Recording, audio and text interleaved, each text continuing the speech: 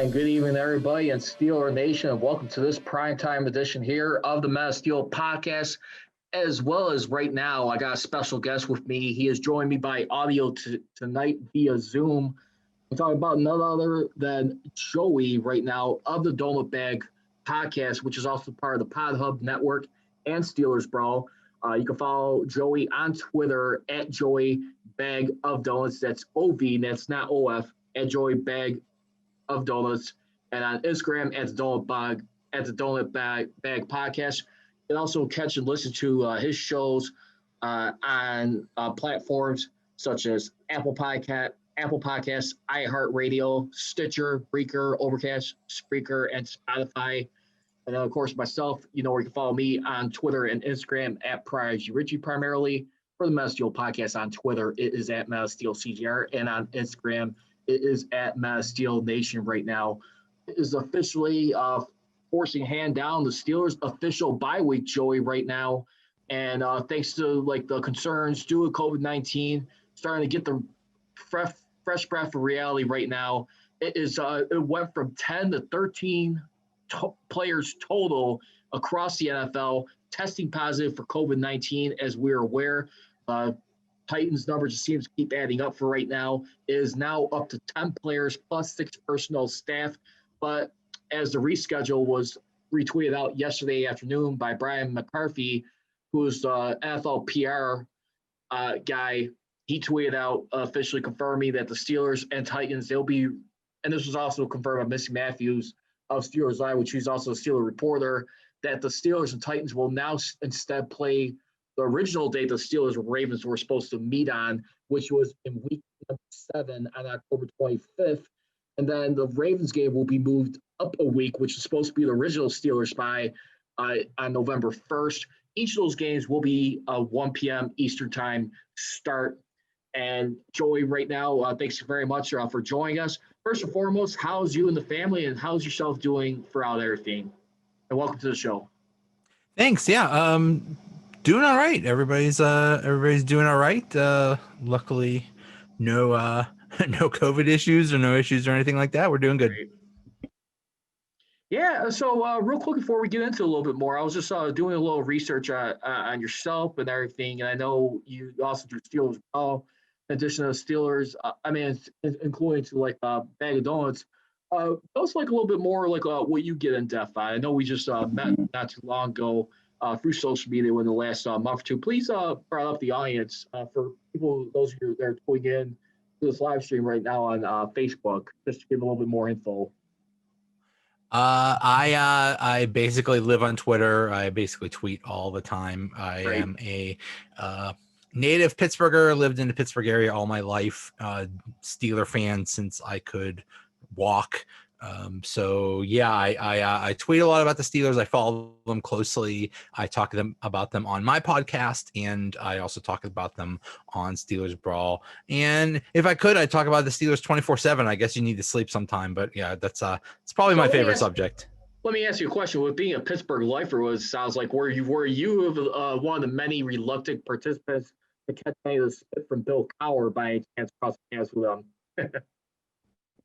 Sorry, what was that? Were you one of the reluctant Steelers fans growing up, since being such diehard? Did you ever have to cross paths with Bill Cowher, feel any of his spit coming at you? I know he has always been ribbed about people who need a spit shield with his players and stuff. No, I've never. Were you one of the unfortunate recipients of that by any chance? I haven't, and I wonder how he's doing now with all these COVID things and social distancing. I guess with certain people you have to stay 6 feet away, but with Cowher maybe you have to stay 10 or 15 feet away. I know. You know what? Sorry for the joke, by the way. Just a little fun right there. I mean, I know he's always gets ripped about that, but in general, I mean, like I said, this will have been his year in the Hall of Fame with guys who he coached, Troy Polamalu, and of course Diane Shaw, who played in the 70s. Of course, that was not to be.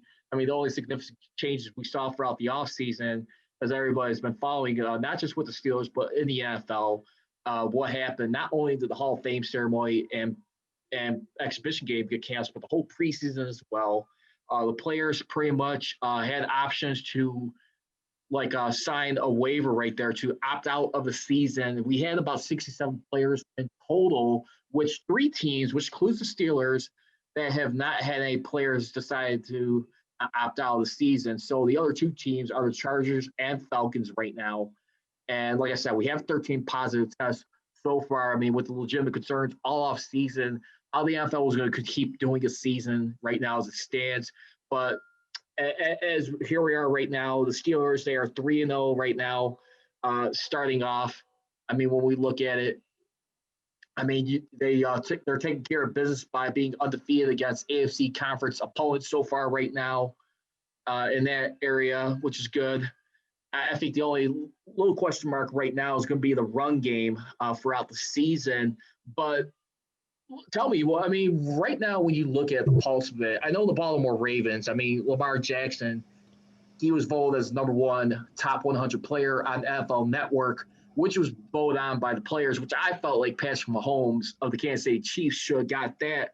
But you start to see like the Ravens right now. Steve Young brought up an interesting fact following the Monday Night Football game where they got upset by the Kansas City Chiefs in Baltimore. Patrick Mahomes right now is a perfect 3-0 against Lamar Jackson. Thankful for the Steelers fans. No disregard, won't get an argument from that.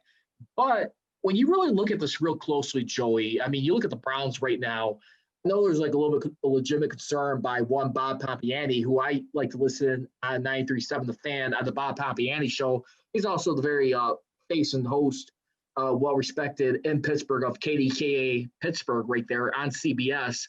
Had even legitimate concerns that this guy might have been a first-round bust, but the Browns, here they are. They make a statement win today against the Cowboys. They didn't make it look pretty. They won, I think, by 11 points. They managed to hang on, almost cost a 27-point deficit right now. They're 3-1 for the first time since 2001. So with that being said right now, and I know the Bengals, they also picked up their first win of the year too, just like the Steelers. They got a tie in their win-loss record to start off with, having an abysmal season start off for rookie quarterback Joe Burrow. But how much would you would you buy into the Browns right now as they are constructed? I mean, versus the Ravens. I mean, are you going to still give the edge to the Ravens right now because simply they are the Ravens, the defending AFC champs, and plus just the running game that they have and what Lamar Jackson can still do with his legs? What's your take on the pulse of the AFC North? What teams in order? Is it still Ravens, then Browns, or would you go flip it, then go Browns, Ravens, then Bengals? What's your thought on that? Honestly, the Browns don't scare me. Yeah, they won today. They're 2-1 or whatever record they are, but they're. I mean, I think it speaks more about the Cowboys and how bad they are that the Browns destroyed them. I'm not. I mean, I see the Browns as like a 8 or 9 win team.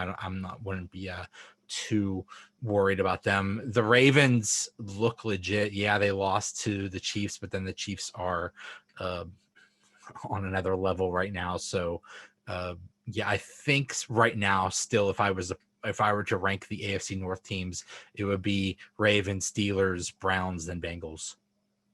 Yeah, I think that's definitely fair enough to say. But, I know the Browns always seem to be the butt end of jokes right now when it comes to doing that. I mean, if you really think about the history of that franchise too, and I still maintain to this day, I mean, like you said, you grew up in Pittsburgh. I've been considered a lifelong Steelers fan myself. I became a diehard fan at 21. Always loved Cowher, Woodson, Bez, and of course, eventually Ben Hines and James Harrison eventually down the line, which became my favorite. So I'm 37 right now.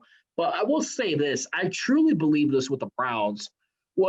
Ever since they lost their players and their personnel to Baltimore, which was a new franchise, they did not take the Browns name with them. They had to leave that behind because of their intellectual property, challenged them in court. But my whole point in that is this. When they lost their team for 3 years right there, and they came back about a little over 21 years ago, it's been nothing but bad karma ever since for the Browns. They've been running into a lot of bad luck right there at the time. I mean, that was still a once respected franchise. I mean, who pretty much slowly started fading away until the mid-90s as far as being in the same breath as a threat to the Steelers and competitiveness. I really believe they had much of an effect right there. And at some point, you do got to start changing your fortunes around. Would you fair to say to agree with some of that at all? Yeah, I agree. Growing up, Browns and Steelers was the main rivalry. They that was just they just hated each other.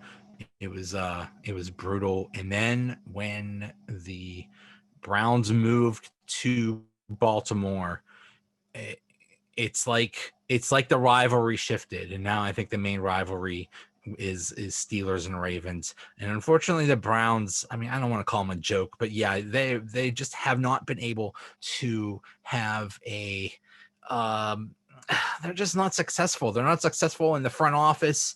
They just seem to be drowning, treading water, whatever. They go after coach year after year. It's always a new coach, and then the coach they get is kind of a joke. They just cannot put it together yet. I had my doubts about Baker Mayfield, but maybe he is legit. OBJ is a great receiver. He had a great day today. Jarvis Landry's good, so they do have some weapons there. Kareem Hunt and Nick Chubb are amazing. So they have the building blocks there, or some of them, and they have some good defensive players, but they just cannot get it together. Maybe now they'll turn it around, but they really need some stability because they go through a new coach every year. They just need to find a good coach and have a good foundation, and then maybe they'll go somewhere. So, maybe someday they'll be, legit. But right now, I'm looking at 8 or 9 wins from them this year. You know what? And the thing is too about 8 or 9 wins too. You also got to remember the playoffs are going to be officially expanded this year. One additional team per conference right there, so that's going to bring a total of 14 teams. Something like 8 or 9 wins might be a best case scenario for a team like the Browns, who's like trying to get some sort of satisfaction. That might be enough to be a wild card in the playoffs. I'm not going to say they're going to win the division, but like I said, I think right now, in a lot of respectives, they remind me more like the Detroit Lions right there, where you have like a team like Green Bay Packers. You can never seem to figure out Aaron Rodgers or what ends up happening if he's not doing it. That's probably either someone like the Vikings or maybe even the Bears, who actually ended like nearly about 9 years of not winning the NFC North back in 2018. That's the way I look at it for right now. I think the bottom line is this. You know what, I've been hearing a lot throughout this whole offseason, including like last year or even during last year when they started off 0-3 and they started to get hot and they had their playoff destiny in their own hands at 8-5 before they started going on that 3-game funk right there, where they lost to the Bills, the Jets, and of course the Ravens, which was an ugly loss right there then the season on that rainy day. Let's not bring that up again. But I really do believe right now, the Steelers, I'm still kind of holding my breath on. I like the defense right now. Don't get me wrong. But I think they're still the biggest X factor right now. It's not so much the secondary per se. It's more so the free safety with a guy like Mika Fitzpatrick. I mean, he's been, when we look at him on ProFootballReference.com, I mean, he's still listed as a free safety on the Steelers website, but he's also got strong safety right there too. And I remember there was a couple of reporters that asked him throughout the offseason, would you be open to playing like strong safety? And he was pretty adamant about that.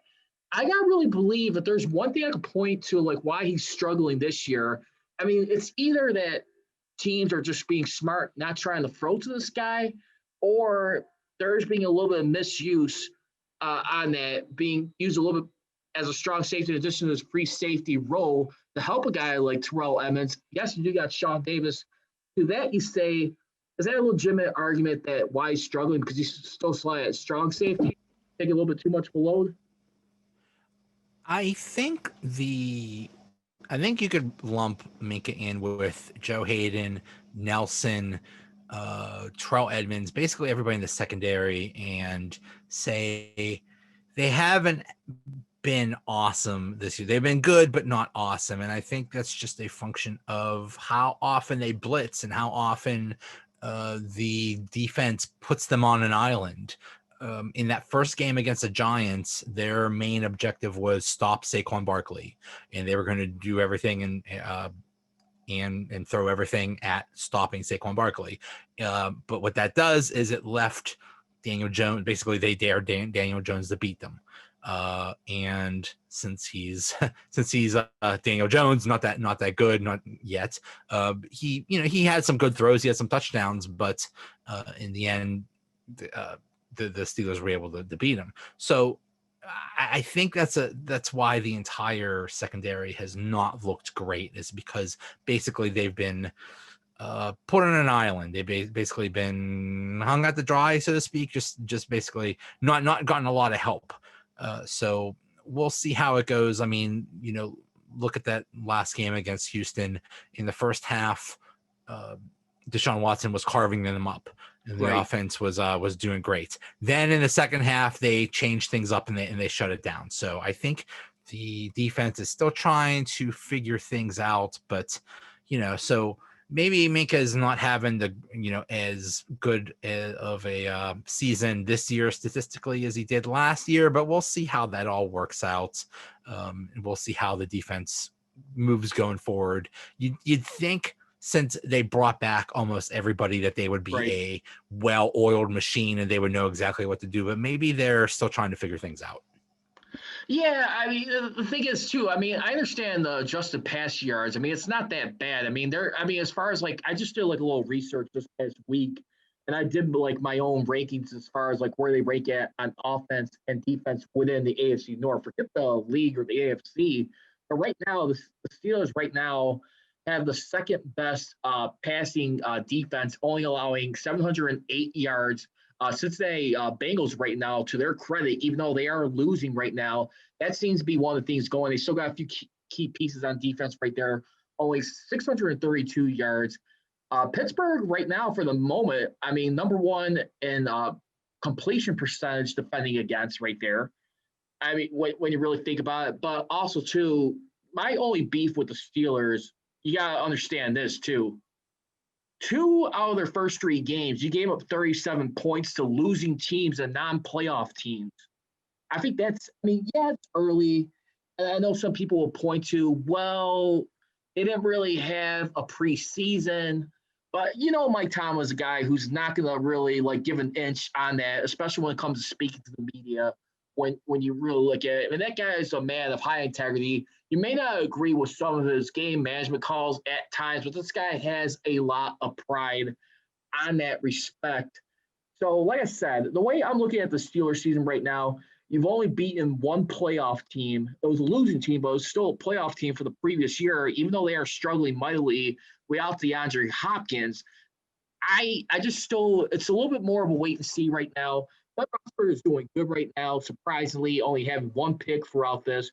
People are getting a little bit of a dig seeing him as a game manager, but I still want to see once it gets late in the season, is he going to revert to that old Big Ben mentality where he was the last few years, where he's going to try and force some throws in crunch time right there and cost games and throw some crucial turnovers. Like I said, I like where they're at, but it's still week by week basis, if you ask me. I think the defense, I'm liking it right now. It's still got much more improvements, and I don't want to get a mentality thinking do we have to hold our breath that we're going to be seeing a defense that has to worry about holding on to leads late in games. I think there's a couple reasons why the defense has not looked great. I think, no matter, and I agree, I think Tomlin is a good coach, but no matter what, not having a traditional training camp, not having preseason games, not having OTAs, that's going to hurt a team regardless of how good the coach is. But everybody's on the same playing field at the end of the day. I mean, I understand what you're saying, but at the end of the day, too, yes, these are unforeseen circumstances. I don't mean to cut you off. I apologize for that. But you also got to look at it, too. At the end of the day, these are still veterans on the field. You have Jimmy Johnson right now, who's about to be enshrined with Cowher and Canton in 2021, as opposed to this year, who even said, too, I mean, when he used to coach the Cowboys and then the Dolphins, he's one of the guys who's the proponent of giving the stamp of approval that you really don't necessarily need a preseason. As long as you're getting what you are in training camp, yes, there's been some lapses as far as like what you do with the limitations, but at the end of the day, these are some veterans on the field right there. It still comes down to me is like communication on the field, because the thing is that second game of the season with the Broncos, that nearly cost them with the defensive penalties. So far, they're doing good in that area. They're towards the bottom of that. I believe they're about 30, 31st as far as penalties given up. So that's a good sign right there. They're towards the bottom of that list. But it's still sometimes you still got to look at a team like Tomlin and still remember disciplined football still seems to be at question when it follows him as a coach of this team. Yeah, I think penalties have always been an issue at various times in various seasons for the Steelers. There are times when they get heavily penalized, and then they work that out. They fix it, and then later on in the season they don't have as many penalties. I think another issue is I think just the league in general just is favoring the offense too much. So when you say, well, the Steelers defense isn't doing that great, I mean, relatively they're number 2 in the league in yards per game given up. So I think it's all relative when we say, oh, well, they're giving up this or giving up that. It's like, but every defense is. I think that's just the way it is. I think I think the rules and the officials and everything are heavily favoring offense. I know in that Denver game when there was like penalty after penalty, I swear, I'm a wrestling fan. I swear there was some evil refs going on, and they were really rooting for the Broncos or something like that, because some of those penalties looked really ticky tacky. So you mean to try to tell me they were trying to help out Slick Vic Fangio, Slick Vic, right? Yes, they were. Yeah.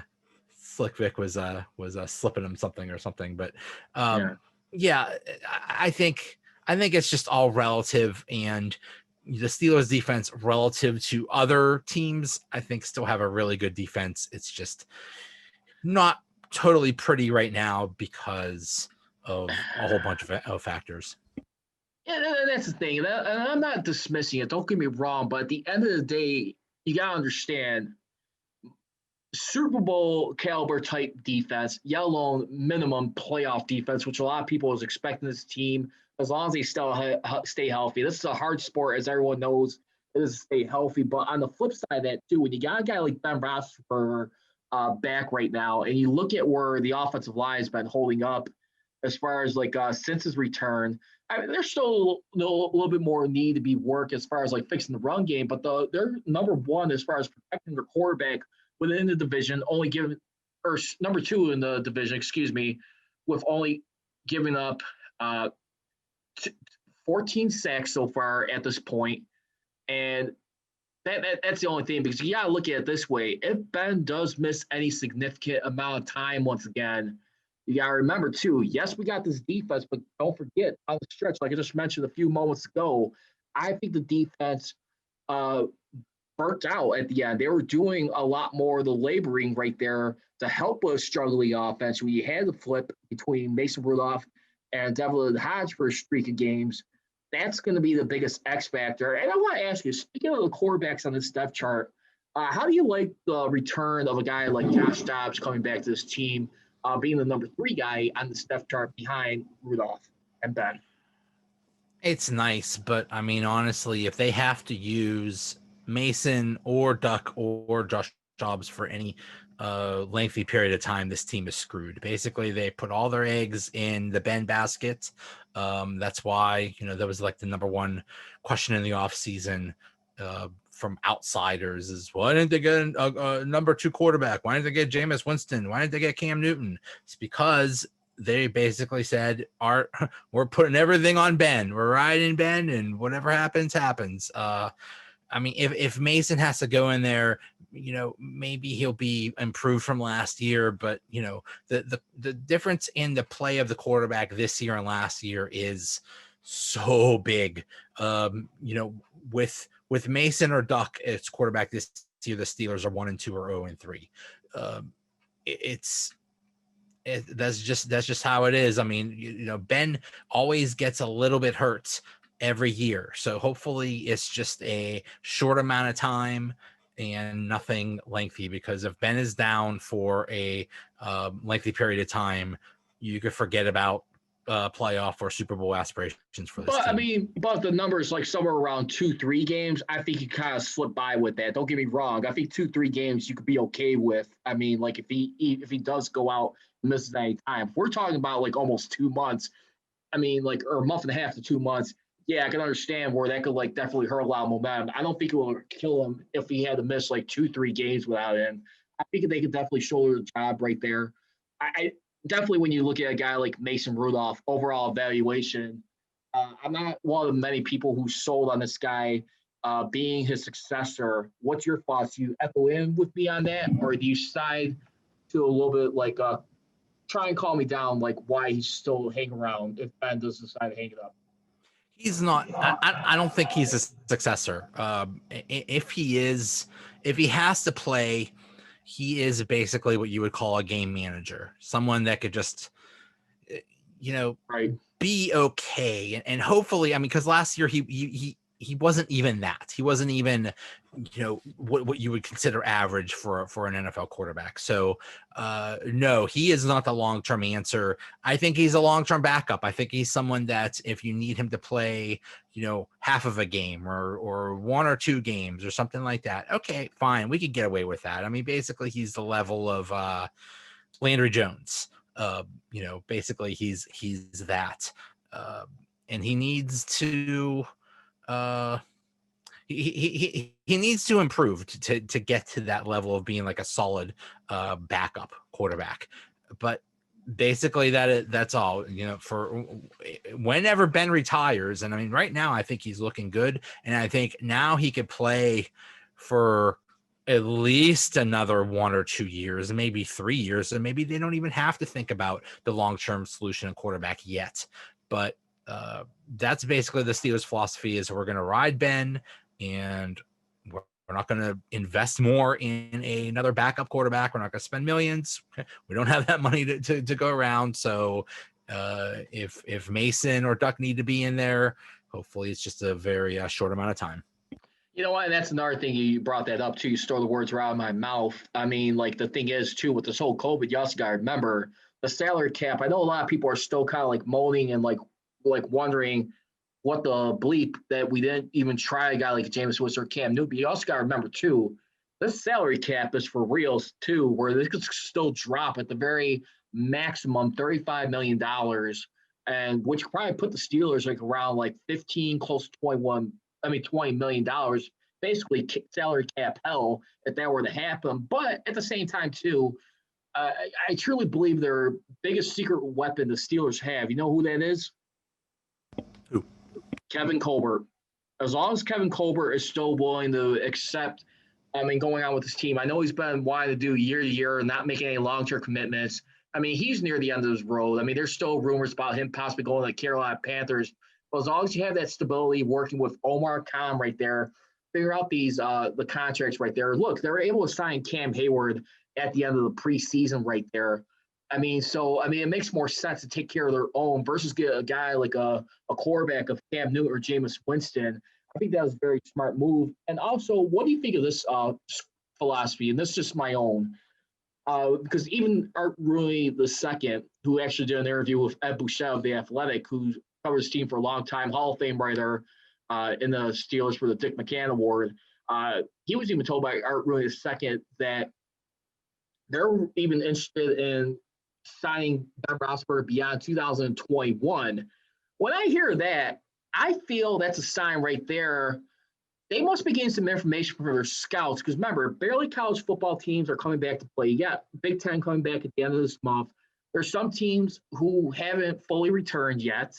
But I got to believe right now from their scouting department right there with everybody, they don't have a ton of confidence right now in the quarterback farm market and where they can see themselves being propped up in the draft to even trade up for one. I think that's a big telling sign for me. Say you. I think it's a little early to know what the quarterback prospects are. I think it's all about Ben. And I think they wanted to see how Ben was going to do this year, coming off a major surgery like that, and especially at his age, who knows how he was going to come back. And so far, he has looked, I don't want to say great. I don't want to say like he is in his prime, but still very good. All things considered, as long as as he doesn't get any other major injuries, as long as his body holds up, I could easily see him playing past 2021. His contract is up next year, and they reworked it. So right now it is ridiculously high number. So yeah, but the same time hearing beyond 2021, that's right. A lot right there. They're gonna have to extend it, and just to get under the cap. I think right as of right now they're like 16 million over the cap for next year if it stays at 175 million. So it's I think it all depends on Ben, and Ben looks good, so I could easily see him being here way past 2021, probably into either 22 or 23. And if that's the case, then they won't have to worry about thinking about the quarterback of the future for a while. It's not like, I guess you could have him hanging around just in case if you want to, but that's not totally necessary. You just, draft somebody 2 or 3 years from now.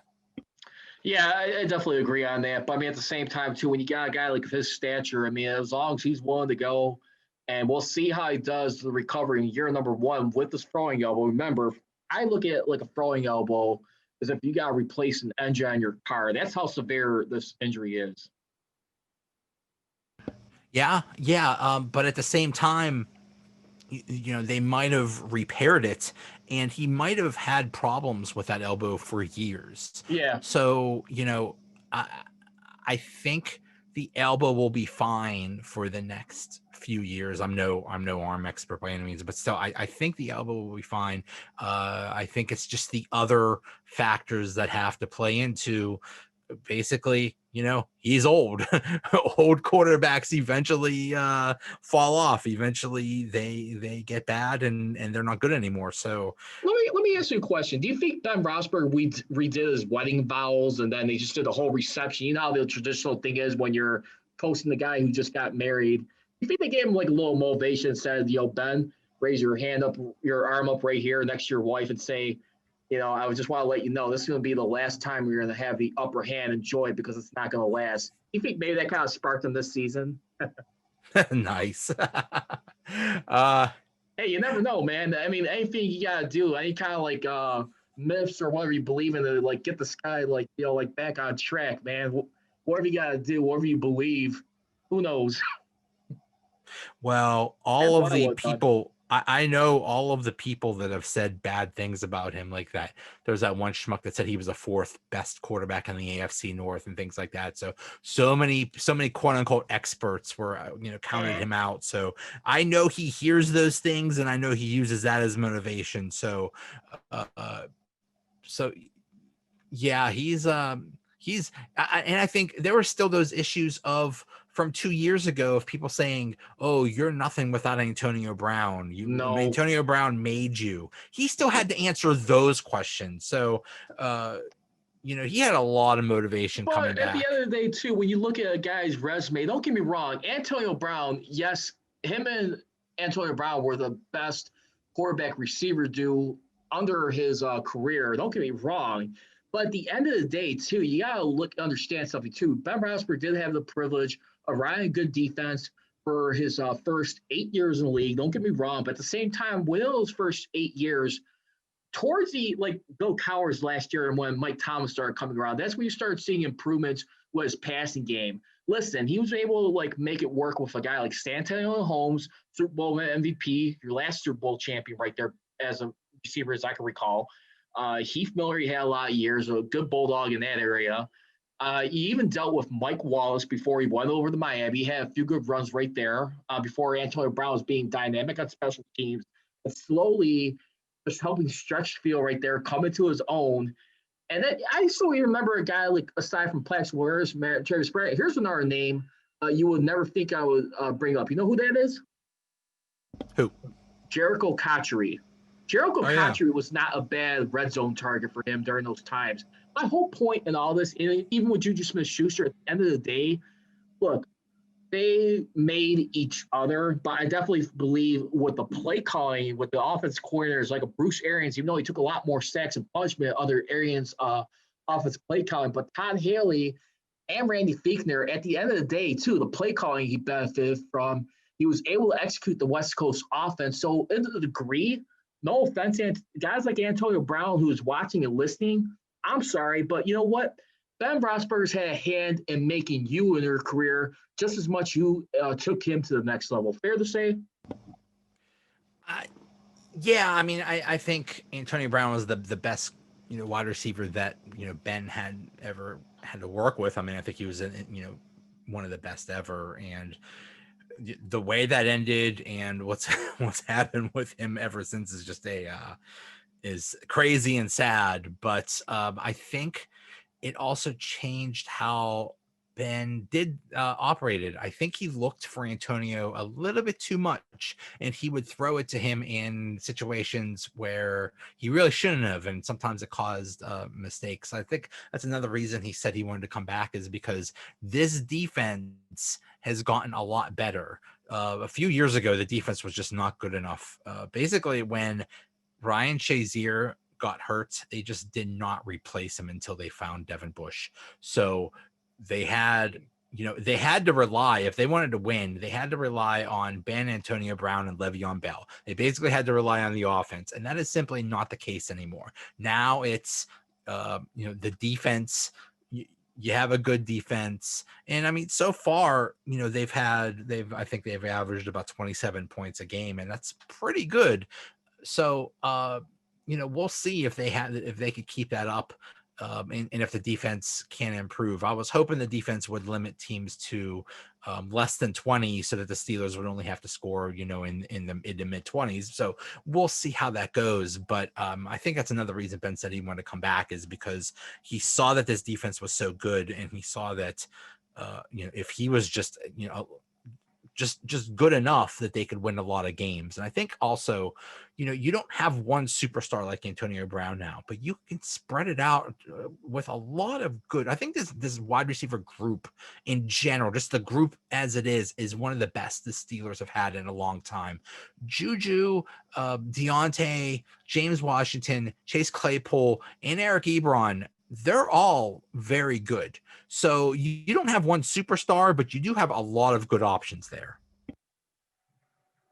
Yeah, you do got some legitimate options right there, but at the end of the day, too, I'm gonna give Ben Roethlisberger the benefit of the doubt. Don't get me wrong, he did get pretty much used to Antonio Brown. I'm not gonna deny that, but at the same time, too, let's not dismiss also Big Ben Roethlisberger's body of work, what he's meant to that franchise. It's no secret why he's threw for over 57 thousand yards touchdown passes right there. Don't get me wrong. I mean, at the same time, too, this guy has been elusive, dynamic, and just as much in the conversation for being a big game quarterback. At the end of the day, he's got the numbers right there and could pretty much hurl it with just as much as anybody, if you ask me. But for moving on for that subject, we just got a few more minutes real quick. I want to just wrap this up in just a minute or two. What has been your assessment so far with Anthony McFarland and the running back rotation right now? I heard David DeCastro right now, like I mentioned, he was showing some nice little praise for McFarland, and he told Bill Lally that he's a great young back. He's talented. I like the way he moves in space, his cutting ability. He's just very fluid, and he's young too, which is great at that position. Of course, everyone remembers too the Steelers have been taking mid-round running backs in the last couple years of the draft, with of course recently being Benny Snell and then Jalen Samuels the season before. I think Samuels is at the end of his rope right now with the team in due time. But what's your assessment? What do you like in McFarland from what you see so far? Do you see him moving up in the depth chart as the season goes on? Because some seems to be alarming with Snell. No offense. He said that 100-yard game, and O'Connor's had that burst towards the end of the game, which pulled over 100, had a 100-yard rush in the following week. But what about McFarland? Can we make a case on this guy just yet? I think the future is very bright for him. We did see him a little last game, and it looked very promising. The one thing that he really has for him is the speed. Um, it's very exciting. I think hopefully they'll just play McFarland more and more. I think he's a victim of this whole situation where there were no OTAs, no regular practices, no real training camp, no preseason games, things like that. I think he was a victim of, as has been most rookies, of all of that. So he's going to have to work. He's going to have to be worked in eventually and gradually. And I think he will, but he's showing a lot of promise. Right. As for Benny Snell, he really hurt himself with all those fumbles. And it wasn't just one. I think it was like 4 fumbles in the last 5 games or something like that. Which is really you just can't do that as an NFL running back. So I did see that he played a little bit last game. Maybe they played him just to get his confidence up or something like that. So, I mean, he will be necessary if Connor gets hurt. I think Connor is fine as the main guy, and you sprinkle in McFarland a little bit and Benny Snell a little bit. That's fine. Jalen Samuels, I never want to see on the field again. I am not a fan. Maybe as a third down pass catcher, that's it. But I do not want to see him running anymore. I am just not a fan of him as a running back. His final moment of glory was that New England game 2 years ago when they beat them late in the season, despite the fact they did not go on to make the playoffs. That was his last hurrah, if you ask me, in my opinion. That really stood out for that guy, that game. Yeah, he had that one game, and but that was his rookie year, by the way. Yeah, and it was interesting because he didn't play much running back in college, so he kind of had to learn the position. And yeah, he had a really good game, but other than that, he's just not that good of a running back. Good as a pass catcher, that's fine, but just not good at running. So they have other options now. I like Connor and would like to see more of McFarland. Snell, we'll see if they could work him in a little bit, but definitely not Jalen Samuels. Yeah, I think unfortunately when we think of like running backs, I mean that's the most crucial thing right there is trying to show that ball security. I think especially when you're not just like helping out, like doing pass catches, but just securing the ball when you're trying to make move with your legs and just move the chains at the end of the day. I mean, the last guy who I really feel sorry for that kind of got scapegoated a bit, and this future I think wasn't too much long after this. This came in the playoffs like about 5 years ago. I'll talk about none other than Fitz Toussaint right there, who actually had to fill in for like guys like Le'Veon Bell and D'Angelo Williams in that Broncos divisional playoff loss right there. I think some people still have a fresh memory of that. And at the end of the day, there's like Mike Tom would always say, the standard is a standard for that. So that would be my closing thought on that. Yeah, I mean that Fitz Toussaint game in the playoffs that really hurt the Steelers. He made a crucial fumble and cost them the game. So it just speaks to that you need as much depth as possible. Everybody contributes. So when it's your time, it's your time, and you better be ready to step in. Like you said, the standard is a standard, regardless of where you are on the depth chart. You are asked to contribute, so you better do that. So yeah, depth is very important. Yeah. So real quickly, before we wrap up over here, where would you say on a scale of 1 to 10 right now? I know this would have been their 4th game, but where would you grade them on a scale of 1 to 10 with this team where they're at right now? I know it's still on the field, still with some question marks, but just alone the fact being atop the AFC North, which you could say that they haven't been in 2 years, still got to finish it. But what number would you give them right now? If I would give them a grade, I would say a B. I think they're very much a work in progress. I think they have a lot of things to work out, especially on offense. Ben needs to figure out how to work with everybody. You also had, Eric Ebron is a new guy. Also some new guys on the offensive line. So I think just in general, they need to figure things out. And it's a wonderful thing that as they're figuring things out, they're still winning games. So it's a great thing. I think the defense still needs has some things to figure out. So I like where they're headed. It's great that they're winning and still not a well-oiled machine. They're on their way, but right now it's great winning. We saw how terrible it was last season when they were losing all the time. So I'll take any win anyway. I'll definitely give it like a B minus for right now. I'm not going to give them a solid B, but I mean, there's still work to be done.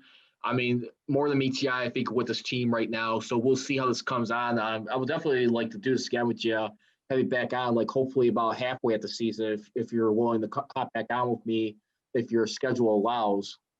Sure. Yeah, I'd love that.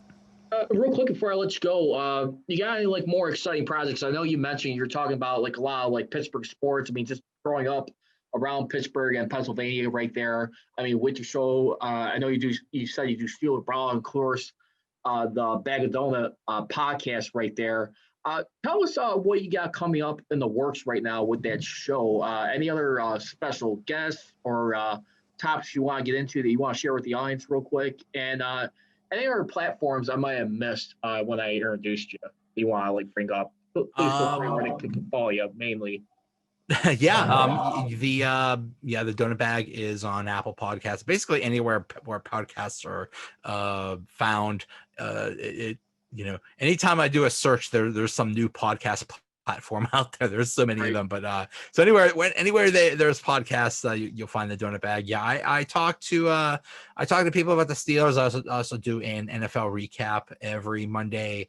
Also do other things like I talk about TV shows and music and movies and stuff like that. Basically whatever strikes my fancy, whatever interests me. But yeah, I'm mostly on Twitter. I basically live there. That is that's my bread and butter. I'm always on there, so I'm always up to talk about anything. Nice.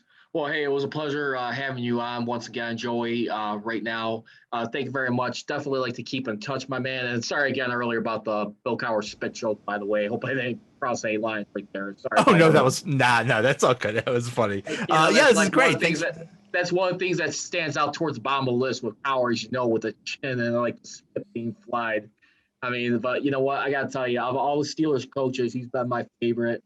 Right with Mike Tomlin, it's him and Tomlin for my lifetime. It's been like a deadlock tie, but I had to edge it over to someone. I'd still go just a little bit more with Cowher. I love the intensity just as much, and just honestly, I just think Cowher, no offense, at the end of the day, this is why we say about him. You hardly ever saw any drama with the players that he coached.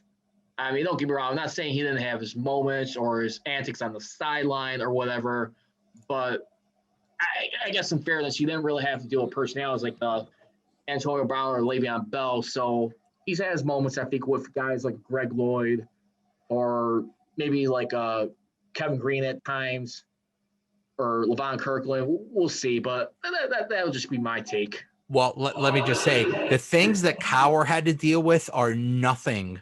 Like, and I know we're only talking about a difference of 15, 20, 25 years, but the world is so different and the world of sports is so different between 25 years and now. The things that people had to go through, Cowher never had to go through the Kaepernick kneeling thing and stuff like that. So who knows how he would have handled those things. So yeah, he's a great coach and, a Steelers legend and all that, but it's hard to compare eras because things are so different now than they were 20, 25 years ago. So, who knows how it would have been. I think Tomlin, he has his faults. He's not perfect, but I think overall he's still one of the best coaches in the league. And I'm glad he's a coach of the Steelers. Definitely agree. You're definitely starting to see the very special makings, not just as like result wise, but just your overall man and the human being, the leader he is in that locker room. Hey, I just wanted to say, Joey, once again, great stuff. Thanks again for fulfilling this Sunday. Great content right here. Definitely like to get up more with you later on. And right now, keep our fingers crossed. You just like Sting from WCW and Impact Wrestling once upon a time said, because you brought up wrestling earlier when they had the NWO storyline about what side is going to jump on. I always apply this saying, not just in life, but sports as well. One thing's for sure, nothing's for sure. It's so true. Who knows what's going to happen? Hopefully, the COVID situation in the NFL has been nipped in the bud. Hopefully, this is the worst of it, and hopefully that's it. So hopefully we'll get lots more games, and there won't be any more interruptions. Let's just keep our fingers crossed. This would be my last proposition. I know I sound like broken record. I promised my last point, but this is what I would do when you got delays like this. If you don't have that Chiefs Patriots at the last moment, that has to be canceled. I would do like the last week of the season. You know how it usually ends around first week of January or last week of December. Well, what I would do, have those makeup games occur about that week, or a week after that. If you need more time to stretch out, and then what I would do, I'd start the playoffs around Martin Luther King weekend holiday right there. Start off around there. You have the wild card round. Then a week later, you have the divisional, and then the conference championship. And then 2 weeks later, the NFL gets what they want as long as the players' union is on board with it. You get to end the Super Bowl and the season on President's Day weekend, which would be February 14th on Valentine's Day, day before President's Day. That'd be my pitch if I were to come up with something. Who knows what they're going to do? Maybe they'll cut by. I saw something that said, well, what if there were only 12 games in the season or something like that? Who knows? Who knows how this is all going to work out? It's hope for the best. There's no fans in the stands for the most part, so it is different, but you just hope for something and don't take anything for granted. That's for sure. Definitely. Well, Joey, glad to have you on. Definitely be safe, my man. Keep in touch. Enjoy the NFL football games, your Steelers, and what else you like to cover, off the side. And peace, my man. Glad to have you on. Definitely like to be in touch. You take care now. All right. Thanks, you too. All right, Joey. Well, once again, everybody, that was Joey here, who of the Donut Bag podcast, which is part of the Pod Hub Network, and Steelers Brawl, which he also does too. Like I said, you can catch him every Monday right there. He can be followed once again on his social media on Twitter at Joey Bag of Donuts. That's OV, that's not OF Donuts. And then on Instagram at the Donut Bag Podcast. You can check out his shows. Like I said, if you go his site that you see on his Twitter page, you can definitely check out his podcast on Apple Podcasts, iHeartRadio, Stitcher, Breaker, Overcast, Spreaker, and Spotify. And for myself, if you guys missed the live stream show, I definitely pull them up on my platforms. Like I said, Mixcloud, Anchor, Spotify, which includes other platforms off of Anchor, such that I failed to mention this before: Breaker, Google Podcasts, Overcast, Pocket Cast, and Radio Public. As I always leave you, Charles Project Richie of the Mass Joe Podcast. Don't be trolling, be rolling. Steelers in first place at the end of the weekend, be undefeated. Here we go, Steelers. Here we go. Hang on.